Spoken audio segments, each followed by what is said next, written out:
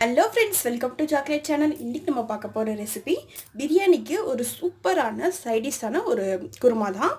அதுக்காக நான் butter beans வந்து வேக வச்சு எடுத்து வச்சிருக்கேன் फ्रेंड्स.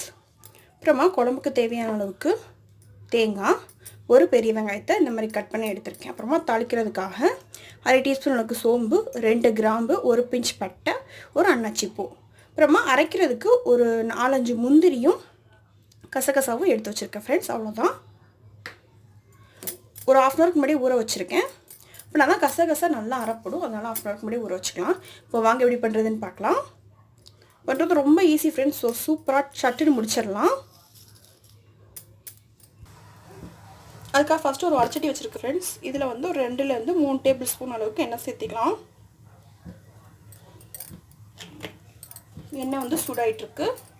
இப்போ இதில் நம்ம எடுத்து வச்சுருக்க ஸ்பைசஸ் எல்லாம் உள்ள சேர்த்துடலாம். நீங்கள் இலை கூட சேர்த்துக்கோங்க, இதில் பிரியாணி இலை நல்லாயிருக்கும். ஸோ நம்ம இன்றைக்கி வந்து தக்காளியில் எதுவும் சேர்க்க போகிறதில்ல, மட்டன் குழம்பு டேஸ்ட்டுக்கு பண்ண போகிறோம். ரொம்ப சூப்பராக இருக்கும். வேறு இன்க்ரீடியன்ஸ் எதுவுமே சேர்க்க போகிறது இல்லை ஃப்ரெண்ட்ஸ். தக்காளி கூட நம்ம சேர்க்கல. மட்டன் குழம்புக்கு என்ன பண்ணுவோமோ அதே மாதிரி தான். இஞ்சி பூண்டு பேஸ்ட்லாம் எதுவுமே நீங்கள் சேர்க்காதீங்க, அது ரொம்ப நல்லது. சேர்த்தா வந்து நல்லா வாசமாக இருக்கும். நான் அதில் எதுவும் சேர்க்கல, சும்மா அப்படி நார்மலாக பண்ண போகிறேன். அவ்வளோ சூப்பராக இருக்கும் பிரியாணிக்கு. ஸோ இது நல்லா இப்போ வதக்கிக்கலாம். வேணும்னா நீங்கள் ஒரு தக்காளி மட்டும் கூட ஆட் பண்ணிக்கோங்க. பாருங்கள் ஃப்ரெண்ட்ஸ், நான் ஒரு தக்காளியும் ஆட் பண்ணிக்கிட்டேன். கொஞ்சம் குழம்புக்கு என் ஹஸ்பண்டுக்கு வந்து தக்காளி போட்டால் ரொம்ப பிடிக்கும், அதெல்லாம் உங்களுக்காக ஒரு தக்காளி ஆட் பண்ணியிருக்கேன். நீங்கள் தேவைன்னா அவாய்ட் பண்ணிக்கலாம். நான் வந்து அப்படியே பண்ணலான்னு தான் பிளான் பண்ணேன், பட் அவங்க குழம்பு இதில் பிடிக்கும்.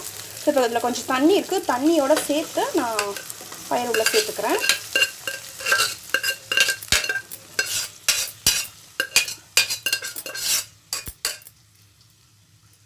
நல்லா குழஞ்சி வந்துருக்கு, ஏன்னா இது வந்து கொஞ்சம் காஞ்ச பயிர். ஸோ பச்சை பயிராக சேர்க்குறீங்கன்னா நீ டேரெக்டாக சேர்த்து அப்படியே வேக வச்சுக்கலாம். இது காஞ்ச பயிர்னால அவ்வளோ சீக்கிரமே வேகாது. அதனால் விசிலில் வந்து குக்கரில் வந்து ஒரு 7-8 விசில் விட்டுட்டு அப்புறமா எடுத்து வச்சுக்கோங்க. அப்போது ஓரளவுக்கு வேகாமல் இருந்தால் கூட இதில் நம்ம வேக வைக்கும் போது கரெக்டாக வெந்து வந்துடும். ஸோ இப்போ இதில் அவ்வளோதான் ஃப்ரெண்ட்ஸ். இது ஒரு 2 நிமிஷம் அப்படியே இருக்கட்டும். நம்ம அதுக்குள்ளேயும் நம்ம தேங்காய் அரைச்சிட்டு வரலாம். இதுக்கு மசாலான்னு பார்த்தீங்கன்னா வெறும் கடையில் வாங்கினா மட்டன் மசாலா மட்டும்தான் ஃப்ரெண்ட்ஸ். இல்லை நீங்கள் வீட்டிலே வச்சுருந்தீங்கன்னா கூட ஆட் பண்ணிக்கோங்க, அதுவும் ரொம்ப நல்லாயிருக்கும். இல்லை உங்ககிட்ட மட்டன் மசாலா இல்லைன்ற பட்சத்தில் கொஞ்சமாக வந்து மிளகாய் தூள், அப்புறமா வந்துட்டு மஞ்சள் தூள் கொஞ்சம் சேர்த்துக்கோங்க, கொரியாண்டர் லீஃப் பவுடர் சேர்த்துக்கோங்க, அப்புறமா வந்து ஜீரக தூள், இது மட்டும் போட்டிங்கனாலும் இன்னும் சூப்பராக இருக்கும் குழம்பு. ஸோ நான் இன்றைக்கி மட்டன் குழம்பு டேஸ்ட்டில் வைக்கிறதுனால நான் மட்டன் பொடி சேர்த்துக்கிறேன்.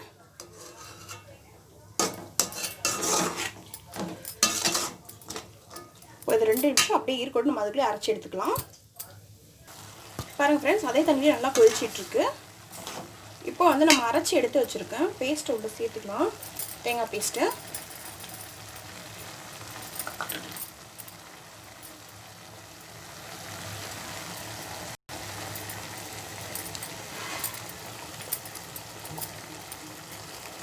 இப்போ மிக்ஸி ஜாரை கழுவி கொஞ்சம் தண்ணியை சேர்த்துக்கலாம். பாருங்கள் ஃப்ரெண்ட்ஸ், தேவையான தண்ணி சேர்த்துக்கிட்டாச்சு. இன்னும் கொஞ்சம் கூட தண்ணி சேர்த்துக்கலாம் தாராளமாக. இப்போ நான் மட்டன் மசாலா சேர்க்குறேன்.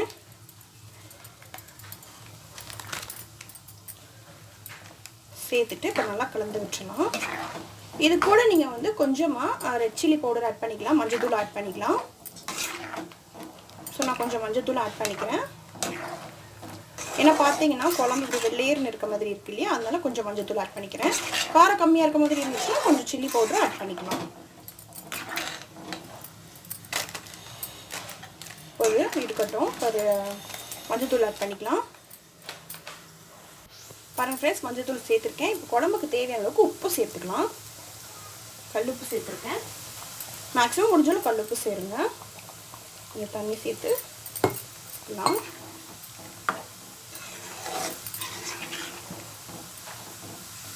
இது வந்து அவ்வளோ சூப்பராக இருக்கும் ஃப்ரெண்ட்ஸ். நீங்கள் ஒயிட் ரைஸ்க்கும் சாப்பிட்றீங்கன்னா அவ்வளோ சூப்பராக இருக்கும். சப்பாத்தி, அப்புறமா தோசை, இட்லியாக ரொம்ப நல்லாவே இருக்கும். வெஜிடபிள் குருமா, வெஜிடபிள் வந்து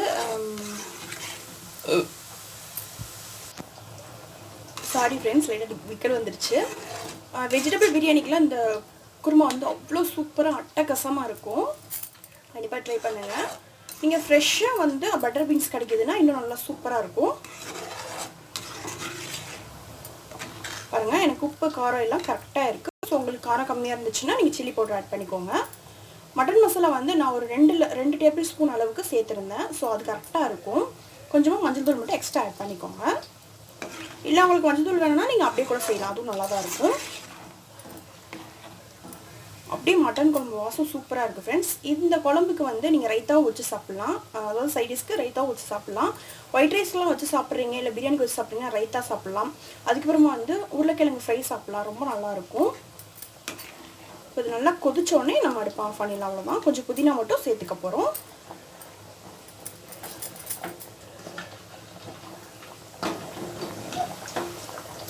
ஸோ ரொம்ப சூப்பராக இருக்கும் ஃப்ரெண்ட்ஸ். கண்டிப்பாக அந்த குழம்பை நீங்கள் ட்ரை பண்ணுங்கள். வெஜிடபிள் பிரியாணிக்கெலாம் அவ்வளோ சூப்பராக இருக்கும். நல்லா குழம்பு கொதிக்கட்டும். அந்த நம்ம போட்ட மசாலாவோட பச்சை வாசனைலாம் போகணும். ஸோ நல்லா கொதிக்கட்டும். தேங்காய் அரைச்சி ஊற்றிக்கொள்ளி நல்லா மசாலாவை போட்டோம் அதெல்லாம். ஸோ உங்களுக்கு இந்தளவுக்கு தண்ணி போதுன்னா நீங்கள் இந்தளவுக்கு தண்ணி சேர்த்துக்கலாம். இல்லை நீங்கள் கொஞ்சம் கிரேவியாக வைக்கிறீங்கனாலும் நல்லாயிருக்கும். கிரேவி வைக்கணும் கொஞ்சம் தண்ணி வந்து கம்மியாக சேர்த்துக்கோங்க.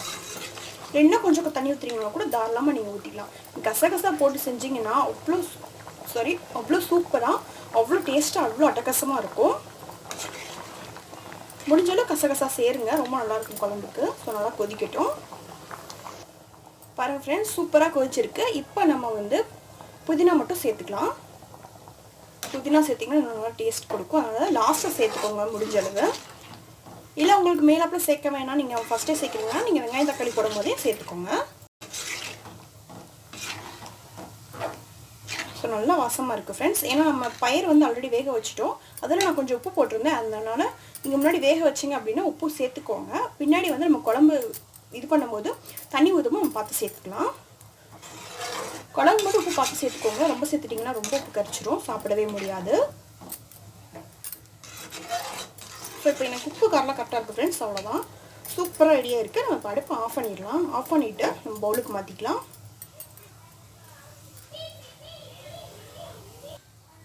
பாருங்கள் ஃப்ரெண்ட்ஸ், நம்மளோட குருமா சூப்பர் ரெடியாக இருக்குது. பிரியாணி குருமா அவ்வளோ சூப்பர் ரெடியாக இருக்குது. நான் அதுக்காக கொஞ்சம் சைடிஷ்க்காக வந்து உருளைக்கிழங்கு 65 மாதிரி பண்ணி எடுத்திருக்கேன். இந்த ரெசிபி வேணும்னா நீங்கள் கமெண்ட்ஸில் சொல்லுங்கள். நான் இன்னொரு தனியாக வீடியோ வந்து அப்லோட் பண்ணுறேன்.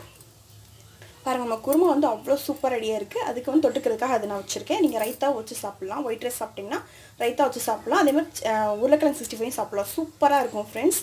நான் வந்து அதுக்காக தான் ரெடி பண்ணியிருக்கேன். அவ்வளோ சூப்பராக இருக்கும். கண்டிப்பாக ட்ரை பண்ணுங்கள். இந்த வீடியோ உங்களுக்கு பிடிச்சிருந்துச்சின்னா லைக் பண்ணுங்கள், ஷேர் பண்ணுங்கள், கமெண்ட் பண்ணுங்கள். மறக்காம நம்ம சேனலுக்கு சப்ஸ்கிரைப் பண்ணுங்கள். பக்கத்தில் இருக்க பெல் ஐக்கானையும் கிளிக் பண்ணிக்கோங்க. நல்லா சாப்பிடுங்க, நல்லதே சாப்பிடுங்க. தேங்க்யூ, பாய். கண்டிப்பாக அந்த குருமாவை செஞ்சு பார்த்துட்டு எப்படி இருந்துச்சு எனக்கு கமெண்ட்ஸில் சொல்லுங்கள். உங்களுக்கு அந்த உருளைக்கிழங்கோட 65 ரெசிபி வேணும்னா நீங்கள் எனக்கு கமெண்ட்ஸில் சொல்லுங்கள். நான் தனி வீடியோவை அப்லோட் பண்ணுறேன்.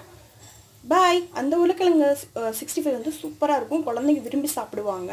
அதனால் கண்டிப்பாக வேணுன்றவங்க எனக்கு கமெண்ட்ஸில் சொல்லுங்கள். நான் செஞ்சு அடுத்த வீடியோ அப்லோட் பண்ணுறேன். பாய்.